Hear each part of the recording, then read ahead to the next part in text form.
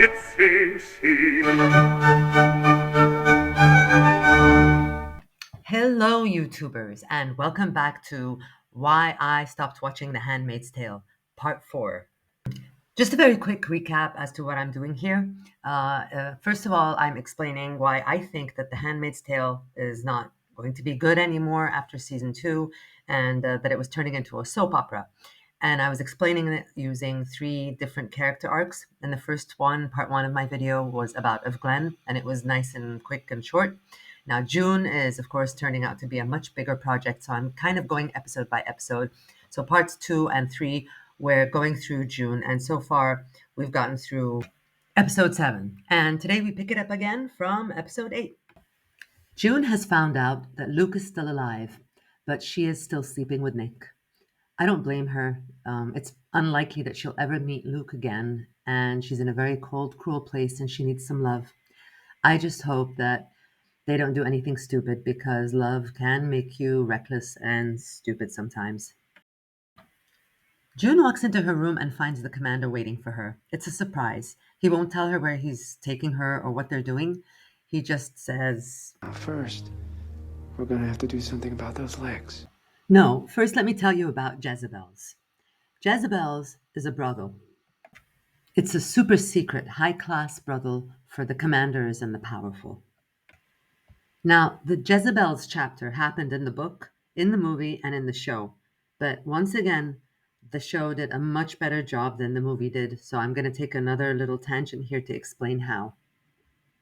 In the movie, he hands her a dress and a feather boa, and he lets her change, and then when he sees her again, she looks like $1,000,000. Tasteful, but sexy. But in the show, it's a much more invasive process. For one thing, he shaves her legs himself. He even has the gall to ask her if that feels nice. Yes. And then he pulls out some makeup and hands it to her, holds the mirror up to her face, and makes her put on her makeup while he watches. I want to give the show some credit here as well because a couple of episodes again, I think there was a scene in which they were kind of preparing us for this. In episode 5, we had a flashback scene to June and Luke's early relationship. Luke was married, and they had been meeting for lunch and coffee, telling themselves it was innocent friendship. Until they started talking about getting a room, hypothetically. Where would they get one? How would it work? Do I just pass by you after work sometime with a key? No. No, never. No surprises. I need 48 hours. No, I need, some personal grooming and pick out some lingerie. So she normally needs 48-hour notice for personal grooming. And here she is with 0 hours notice and 0 choices anyway. So she puts on the dress and shoes he provided her, and he's pleased with the results, but you can tell she doesn't really feel comfortable in that dress, and she's a bit wobbly on those heels. Maybe she's just out of practice. So anyway, off they go to Jezebel's. And this trip involves a lot of smuggling. She's disguised as a wife to smuggle her out of the house and across town. But once they approach Jezebel jurisdiction, she's hidden away completely because even wives aren't allowed there. I would think especially wives aren't allowed there. Now, Jezebel's is a freaky deaky place. So, to set the mood for the confusion and wonder ahead, the show plays White Rabbit, of course. Cliche show. Come on, surely you can do better than that. And yes, I will call you Shirley. But seriously, Jezebel's is a freaky place.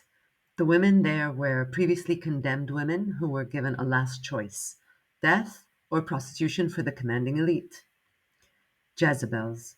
The biblical name alone is a symbol of irony and of the hypocrisy of Gilead. Turns out even the guardians of purity like to get their freak on. And boy, does Jezebel's have it all.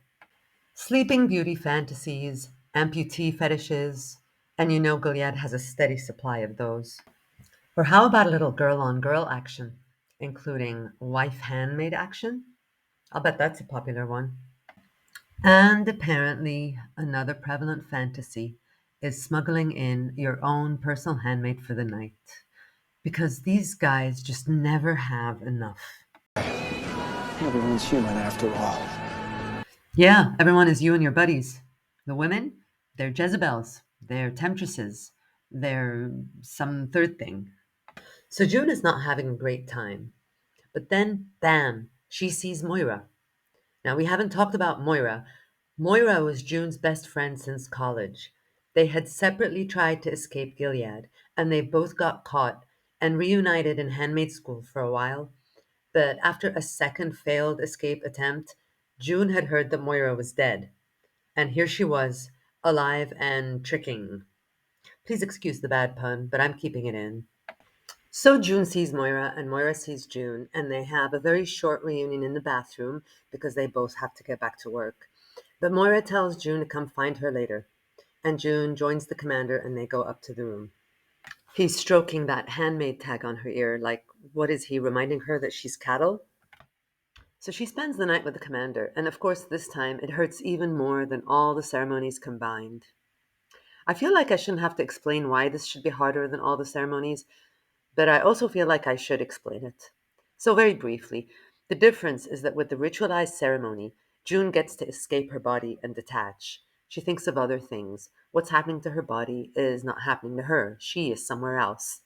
But this time, she has to be present. She has to perform. She has to pretend to be having a great time. Much harder to do. She is participating in her own humiliation rather than just succumbing to it. So after it's over and the commander falls asleep, she goes and finds Moira, and they have their real reunion. Moira tells her about how she was almost rescued by an underground railroad network that helped handmaids, but they got caught and she was sent to Jezebel's. June tells her that Luke is alive. Now, she's glad to hear it, but she's lost hope for herself and for June, and she tells her to take care of herself. But June reminds her that she is loved, and it's a really beautiful moment. I think the quality of the show really peaked around this chapter of the story. It helps that it's all straight from the book, and June's behavior makes sense again. She's doing the best she can. She's going through so much, and yet she has been rewarded with some good news. Her husband and her best friend are still alive, and that put more hope in her heart. If the show gives her a brain, she'd recognize that she might be able to manipulate or use the commander however much she can. And then there's Nick. He's an eye, isn't he? What does he know of Mayday and handmaid smuggling? But Nick isn't feeling so great right now. It was hard for him to drive June to Jezebel's and then watch her spend the night with the commander. And this leads to a confrontation with June. He suddenly goes cold on her and she calls him out.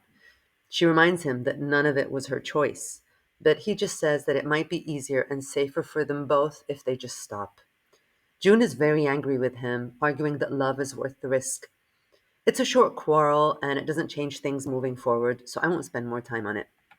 June's going back to her room, and surprise, Serena is back from her trip. She gives her a gift, and June accepts it with grace.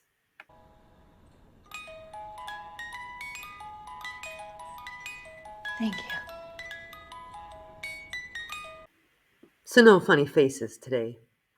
Serena is satisfied with the response, and June seems enchanted with the gift. And this is where episode 8 ends. Okay, that was a solid episode. I have no notes.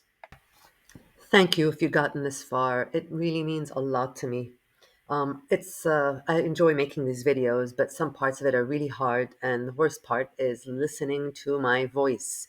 I mean, I didn't even know I had an accent. I thought I spoke English like you people. I hate listening to my own voice, but you got to do what you got to do. Anyway, see you later. It's a scene.